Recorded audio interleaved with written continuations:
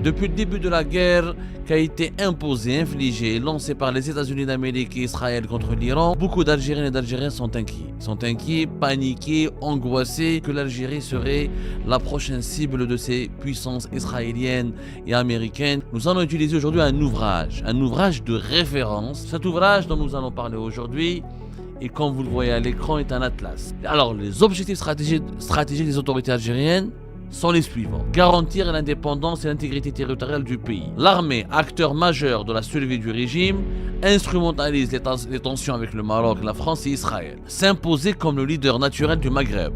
Face au Maroc, soutien idéologique et matériel au Front Polisario pour faire pression sur Rabat, trouver à terme un débouché vers l'océan Atlantique. Projeter son influence en direction du Sahel, tout en contrôlant la partie désertique. Renforcer la coopération énergétique et d'armement avec la Russie et la Chine sans tomber sous leur influence. Ses atouts, un armement nombreux et très performant, capacité significative de frappe dans la profondeur, chasseurs de 4e génération, drones armés et de projection et de force. Par contre, au niveau des vulnérabilités, faible motivation de nombreux conscrits, l'armée algérienne n'est pas une armée professionnelle, expérience opérationnelle limitée à la contre-insurrection, l'armée algérienne n'a pas fait de guerre, doctrine d'emploi rigide d'inspiration soviétique.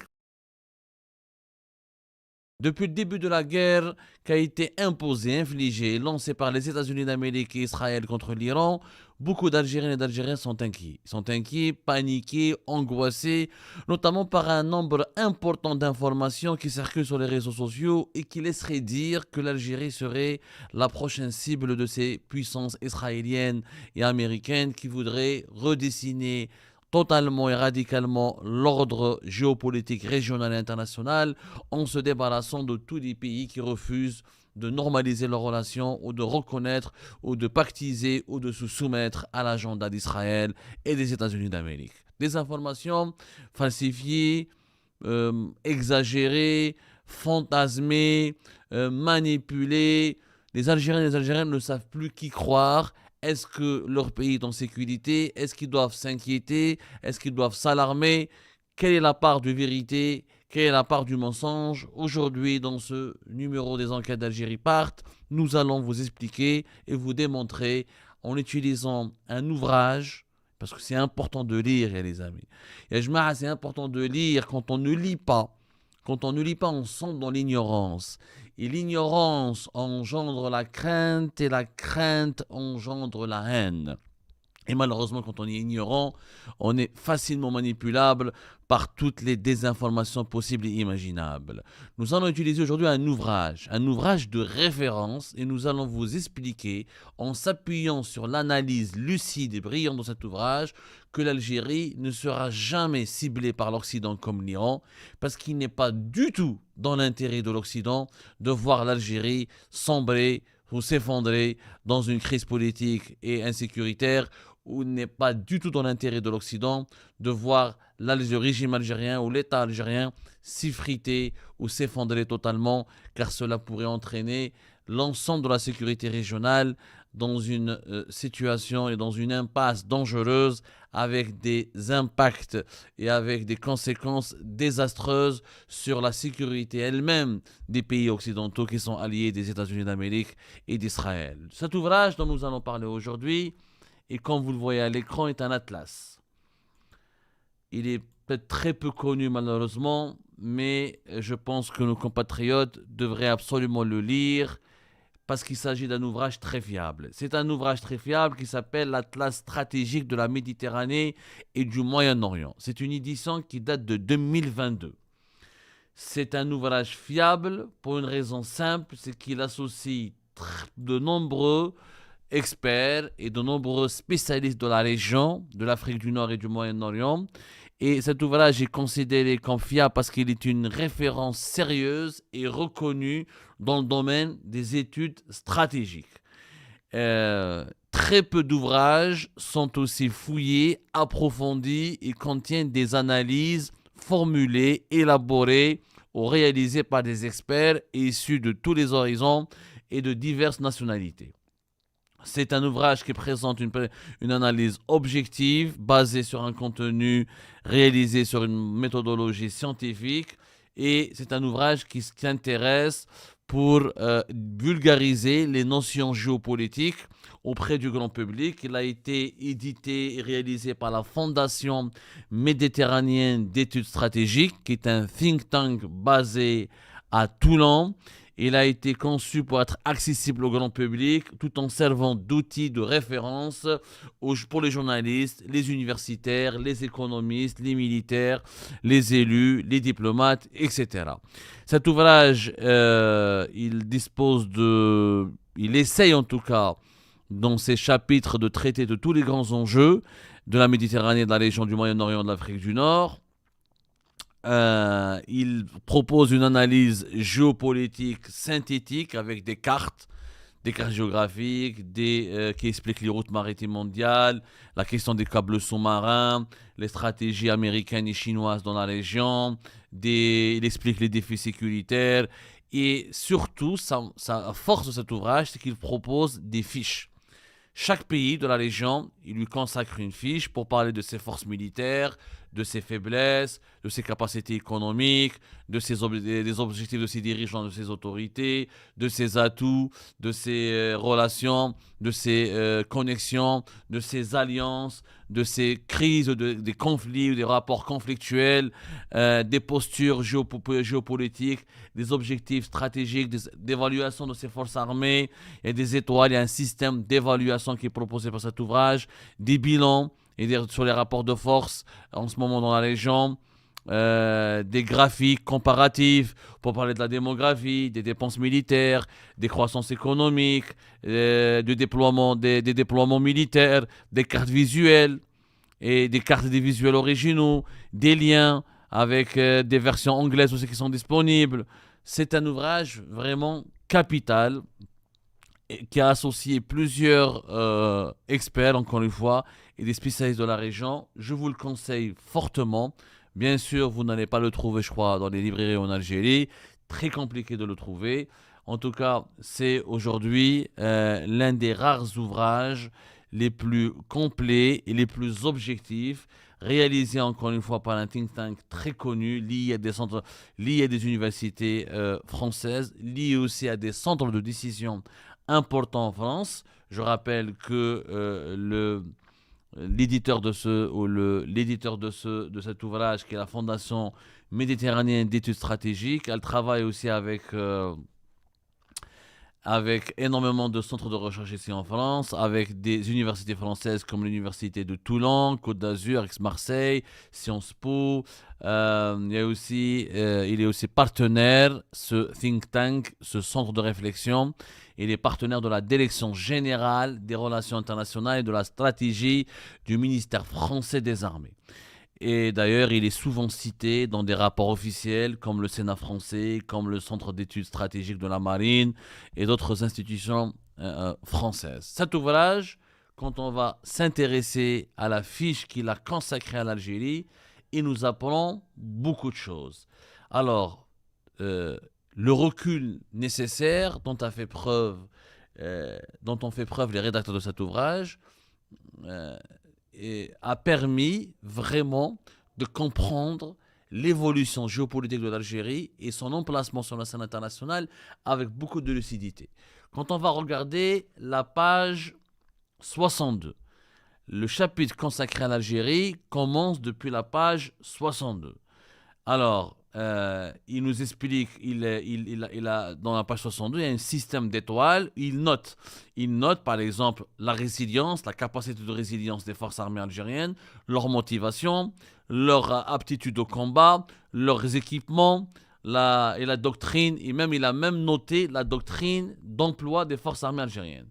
Alors, c'est l'un des rares ouvrages où, sans faire de littérature, sans faire de l'idéologie, et sans tomber dans le piège des interprétations politiciennes à travers le prisme de l'histoire, à travers le regard complexé de l'Occident sur un pays maghrébin, sur un pays arabe.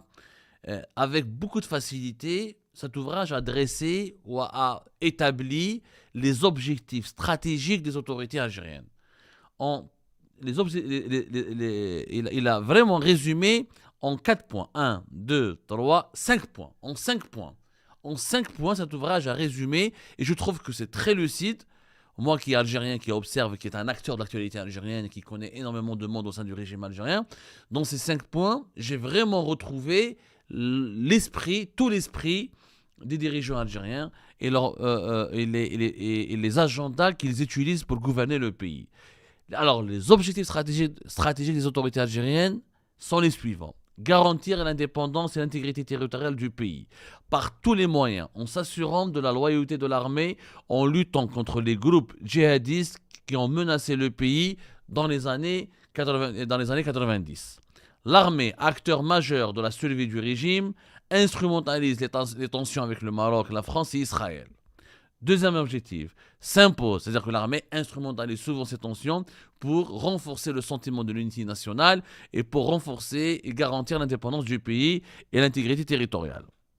S'imposer comme le leader naturel du Maghreb face au Maroc, soutien idéologique et matériel au Front Polisario pour faire pression sur Rabat, c'est-à-dire le Maroc, et trouver à terme un débouché vers l'océan Atlantique. Projeter son influence en direction du Sahel, tout en contrôlant la partie désertique, pour éviter qu'elle soit déstabilisée par les groupes armés djihadistes et l'irrédentisme des populations transfrontalières, l'Azawed, à savoir le nord du Mali, les tribus Touareg, qui viendraient menacer les sites gaziers et pétroliers représentant 95% des devises du pays. Renforcer la coopération énergétique et d'armement avec la Russie et la Chine sans tomber sous leur influence. Et enfin, maintenir des liens forts avec la Tunisie et des liens importants avec l'Espagne et l'Italie, ces deux principaux clients européens en termes d'hydrocarbures, mais aussi avec l'Allemagne, avec laquelle elle partage d'intérêts croissants économiques et militaires. Voici les objectifs stratégiques des autorités algériennes. C'est bien résumé. Pas de jugement de valeur, pas de polémique, pas de lecture idéologique, pas de lecteur biaisé, que les faits, rien que les faits. Et c'est effectivement ça les objectifs du régime algérien. Le régime algérien n'a pas pour objectif de dominer la région ou de s'ingérer dans les affaires externes des autres pays. Il veut juste se protéger lui-même, garantir sa survie, protéger le pays, éviter un grand territoire comme le territoire algérien qui ne se désintègre face à des mouvements séparatistes, face à des tentations séparatistes, s'imposer, ne pas se laisser dominer par le Maroc voisin qui est de plus en plus soutenu par les puissances occidentales et notamment depuis sa normalisation avec Israël et le soutien dont il jouit de la part des monarchies du Golfe, notamment des Émirats arabes unis. Projeter son influence au Sahel, parce que le Sahel, c'est quand même la région, l'arrière-cour de l'Algérie et les sites gaziers, pétroliers de l'Algérie dans l'extrême sud, leur sécurité pourrait être menacée. C'est le Sahel, c'est les tensions sécuritaires ou c'est les conflits au Sahel sont exportés vers le territoire algérien ou ils sont téléportés sur le territoire algérien. Renforcer la coopération avec la Chine et la Russie, mais sans tomber sous leur influence. Le régime algérien veut rester autonome, ne veut pas être un régime anti-occidental, etc. Et par la suite, ça c'est la page 64 où nous retrouvons ces objectifs. Maintenir des liens forts avec la Tunisie, avec l'Espagne et l'Italie et l'Allemagne. C'est bien résumé et bien expliqué. Ensuite, cet ouvrage nous dit quels sont les atouts et les vulnérabilités des forces armées algériennes.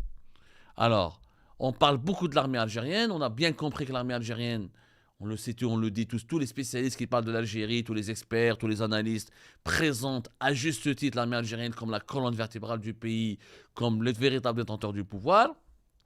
Ses atouts, un armement nombreux et très performant, capacité significative de frappe dans la profondeur avec des missiles balistiques, missiles de croisière avec changement de milieu, chasseurs de 4e génération, drones armés et de projection et de force, équivalent de 6 régiments, capacité significative de déni d'accès, c'est-à-dire l'armée algérienne a la capacité d'empêcher les forces militaires étrangères, y compris des puissances internationales, de violer son espace aérien, de la bombarder. On a des forces, on a des capacités de frappe, de lutte contre de défense antiaérienne, etc. Et on peut résister plus solidement contre une puissance qui veut envahir le territoire algérien. Capacité en croissance dans le domaine de l'invisible, surveillance, renseignement, action non attribuable, force spéciale, menace sous-marine. Par contre, au niveau des vulnérabilités, Faible motivation de nombreux conscrits. L'armée algérienne n'est pas une armée professionnelle. Elle s'appuie encore beaucoup sur les services militaires. Alors les jeunes qui font le service militaire ne veulent pas tous, la majorité d'entre eux ne veulent pas passer leur vie au sein de l'armée, ne veulent pas sacrifier leur vie pour l'armée, ils n'aiment pas la vie, le régime militaire, etc. Et donc ils n'ont pas envie d'avoir une carrière de militaire. Expérience opérationnelle limitée à la contre-insurrection. L'armée algérienne n'a pas fait de guerre. Elle a lutté contre l'insurrection terroriste islamiste durant les années 90, c'est une guerre civile, mais elle n'a pas d'expérience dans la gestion d'un conflit conventionnel ou d'une guerre à l'extérieur de ses frontières avec un ennemi extérieur. Territoire vaste, les territoires algériens sont très vastes, largement désertiques, très difficiles à contrôler.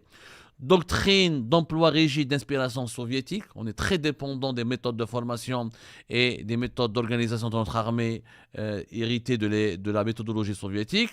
Fossé générationnel entre l'encadrement intermédiaire et la hiérarchie supérieure très âgée. Effectivement, c'est un gros problème de l'armée algérienne où nous avons des généraux qui sont âgés de plus de 75 ans, voire de plus de 80 ans, avec des colonels et des officiers supérieurs qui sont âgés de moins de 50 ans, de 45 ans. Il y a un fossé générationnel et souvent des incompréhensions, des manières de réfléchir complètement différentes et des valeurs différentes. Dépendance aux pays fournisseurs. L'Algérie ne fabrique pas ses propres armes, très dépendant vis-à-vis de la Russie, de la Chine et de l'Allemagne et des autres pays dont elle importe les armes, et des faibles capacités cybernétiques. L'Algérie, selon cet ouvrage, ne dispose pas d'atouts majeurs ou de forces impressionnantes en termes de cyberguerre, c'est-à-dire la guerre électronique ou les guerres électroniques ou la cyberguerre, tout ce qui se passe sur les réseaux, etc. Le hacking, l'espionnage, le cyberespionnage, la cybersécurité, le piratage, les opérations lancées contre les infrastructures numériques. Maintenant, cet ouvrage nous explique par ailleurs que l'Algérie a là des capacités importantes. Au niveau des forces aériennes, par exemple, on a 110 avions, 45 hélicoptères, des drones armés. On a un porte-hélicoptère au niveau des forces navales, on a 5 frégates, on a 3 chasseurs de mines, on a 16 vedettes lance-missiles. L'Algérie, c'est une armée vraiment sophistiquée. Les forces terrestres, on a 5 divisions, 2 blindés, 2 divisions blindées, 2 divisions mécanisées, 1 division aéromobile, 8 brigades autonomes, 2000 véhicules blindés, des missiles sol-air portatifs. Tout cela s'est expliqué dans la page 66.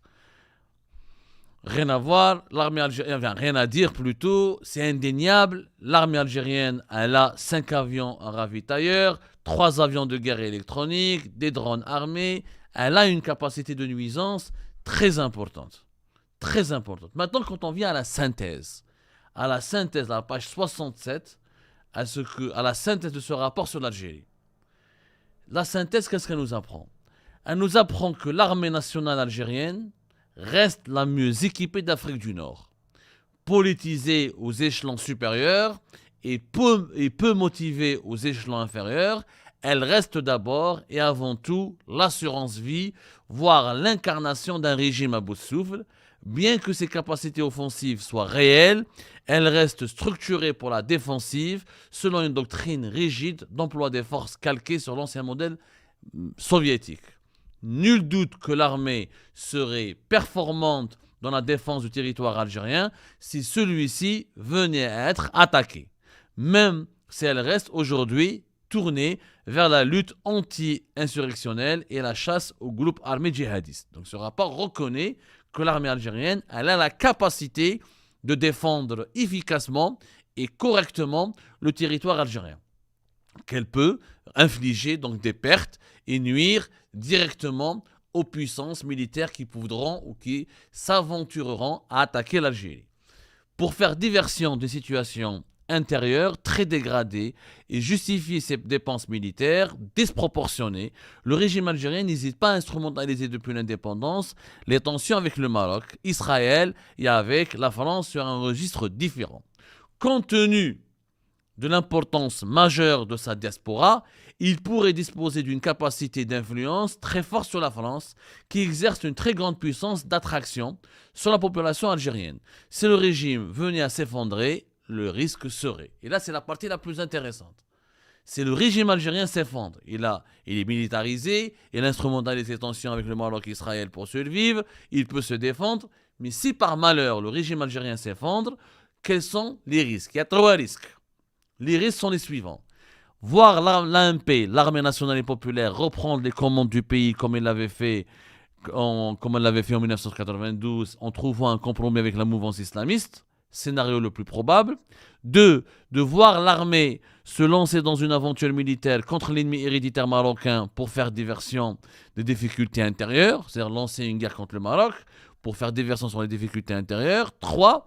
Voir l'ANP se déliter au profit de groupes armés autonomes et d'unités militaires en rupture de banc, susceptibles de puiser dans son arsenal d'armes ultramodernes, déstabilisant la Méditerranée occidentale et la région du Maghreb.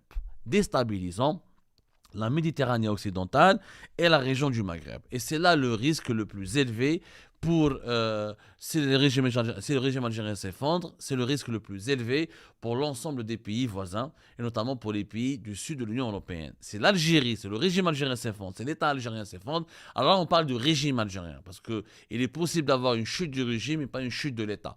Encore une fois, en faisant la différence entre le régime et l'État. L'État, c'est les appareils technocratiques et les appareils politiques, administratifs qui garantissent le fonctionnement d'un pays, qui veillent sur le bon déroulement, le bon fonctionnement d'un pays.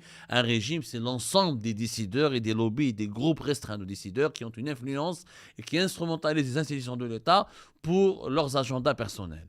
Mais un effondrement du régime, est clair, va bousculer et déstabiliser l'État algérien. Cet effondrement, il est brutal. S'il fait suite, par exemple, à une intervention militaire, ou à une révolte populaire très violente, ou à une guerre civile, le risque, il est énorme pour l'Occident, puisque le cauchemar de l'Occident, c'est de voir l'Algérie devenir un pays dominé par des groupes armés autonomes et d'unités militaires en rupture de banc, qui peuvent puiser dans leur arsenal d'armes ultramodernes pour déstabiliser la Méditerranée orientale et la région du Maghreb. La Méditerranée occidentale plutôt, c'est tout ce qui est Espagne, France, Italie. Ça, c'est la Méditerranée occidentale, alors que la Méditerranée orientale, c'est à partir de la Grèce, la Turquie, Chypre, etc.